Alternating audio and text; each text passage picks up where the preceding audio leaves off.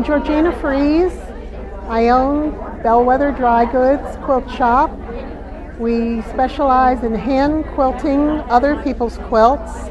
We've been in business for 31 years, and today I'll be presenting a talk to this guild on 9-patch quilts, and the topic is called the magical 9-patch, and I hope you'll enjoy all the quilts you see today. So at this time I'd like to introduce Georgina Fries.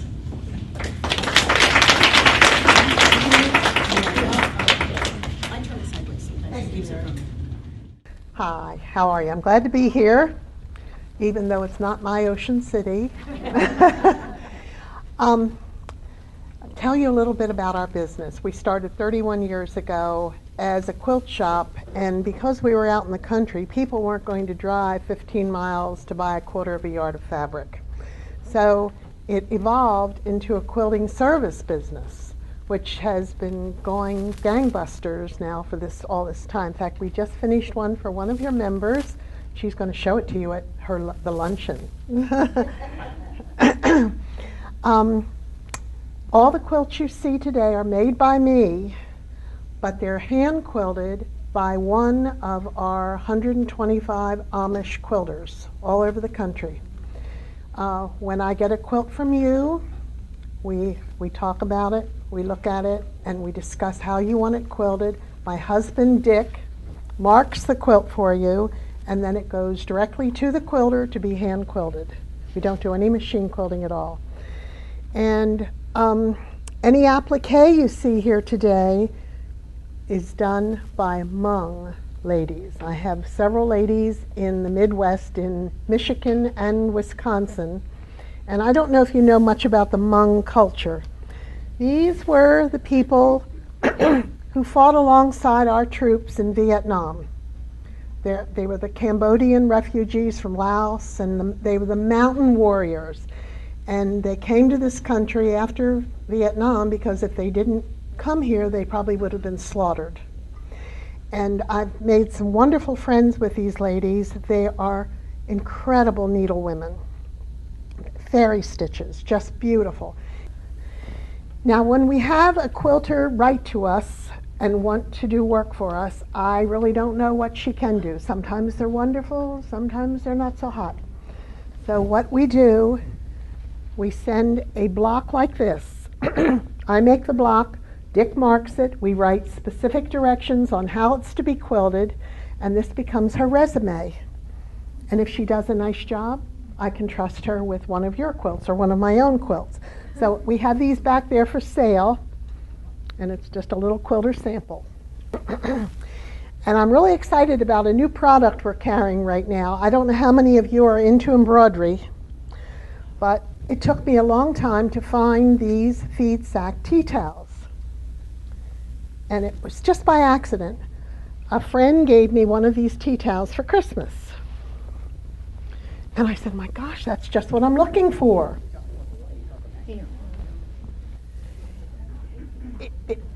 It's like the old feed sack tea towels. It's the same size as the old feed sack tea towels, but I thought it was a little big. So if you cut it in half, you get 2 tea towels. And so we have them back there. I have them in groups of 7 so that you can do the 7 days of the week. And we have a lot of different patterns that are the 7 days of the week. But that's certainly an ample tea towel. And so you get 2 for every one you buy. Okay. And a lot of people ask what kind of batting we put in our quilts. This is it, and I'll pass it around so you can feel it because it's lovely.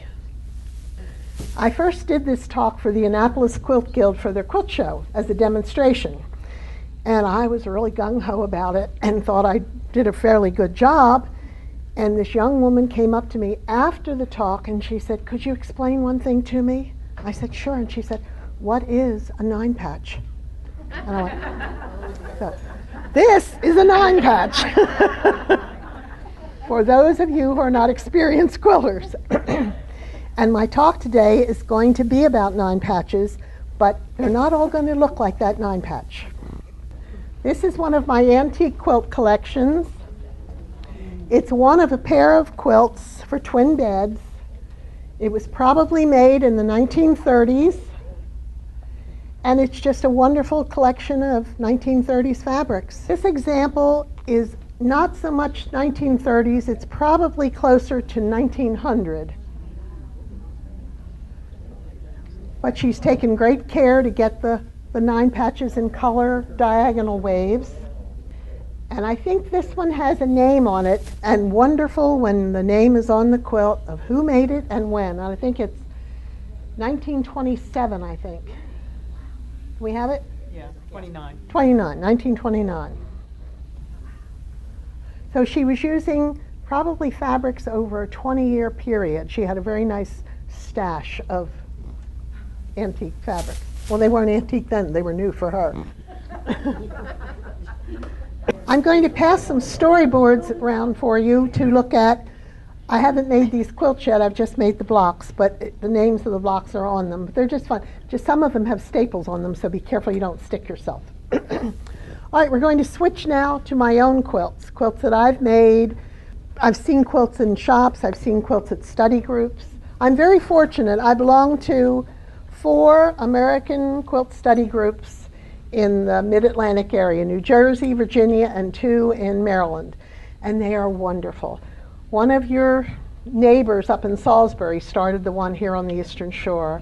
And we meet in Denton every 3 months, had a lovely lunch at one of the restaurants, and then we see absolutely gorgeous antique quilts. And we've learned, all of us have learned so much about these quilts and just about our whole quilt culture. This is a variation of a 9 patch. This is, I call it an improved 9 patch, where you see the 9 patch, but then you add bars and cornerstones, and then that green becomes part of the sashing and setting block. And all the quilts that you see now are examples of my quilters' work, and they are wonderful. This one is an example of double 9 patch, where you have 5 9 patches in a 9 patch block. And they're set on point, and I've used all the reproduction Civil War fabrics in this one. And fortunately, I only had 1 bleeder. Here is your double 9 patch. Here's another example of a double 9 patch, but they're spread out because you have an alternate block that gives you some very pretty area to do some really nice quilting on it. And this one is all made with 1930s original fabrics. Most of our customers do like the work we do because we do like heavy quilting. That's what holds the quilt together, and that's why when you see a really old one that's been heavily quilted, that's the reason it's still in good shape. I had a member of the Annapolis Quilt Guild come up to me, and she said, I've got a quilt I know you're going to love. I hate it, it's ugly, but you're going to love it. And I said, okay, well, let me take a look. And it was just a top. But it's all 1930s, and it's the block Puss in the Corner, which is a 9 patch variation. And it is kind of ugly, but... And I thought, oh, that's a great idea, but I'm going to make my blocks smaller. I love to reduce things to make them smaller. So here's my version in the 1930s fabric, but it's reduced to, I think, a 5-inch block maybe. And this is called Grandma's Aprons. This quilt's called Garden Party. And again, it's very, very simple. You have your 9 patches. You have your bars, which is actually 2 muslin and a green to form your bar, and then your alternate block. And that's what you get when you put it all together. Be a fun wedding quilt. I had a group of little 9 patches that I didn't like after I made them, so I threw them the pinwheels. I had pinwheels, and I had a whole group of them, didn't care for them, threw them in a plastic bag and stuck them in the cupboard. And Dick found them, and he said, what are you going to do with these? And I said, I don't know, I don't really care for them that much. He said, I've got a great idea. He said, why don't we applique 9 patches over the pinwheels? I said, well, we could do that. The trick is Though after you applique that little 9-patch over the pinwheel, you need to cut away the back, because when you have a pinwheel, you have all those intersections of fabric coming together. You want to get rid of that thickness so that you don't have a lump.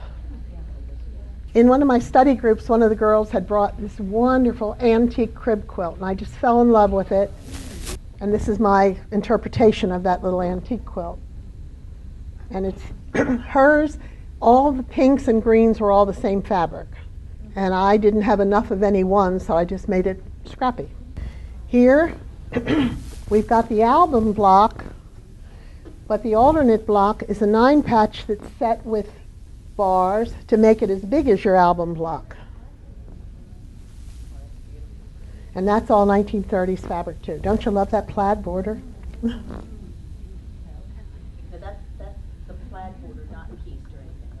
I'm sorry? It's a plaid. It's a plaid print, yeah.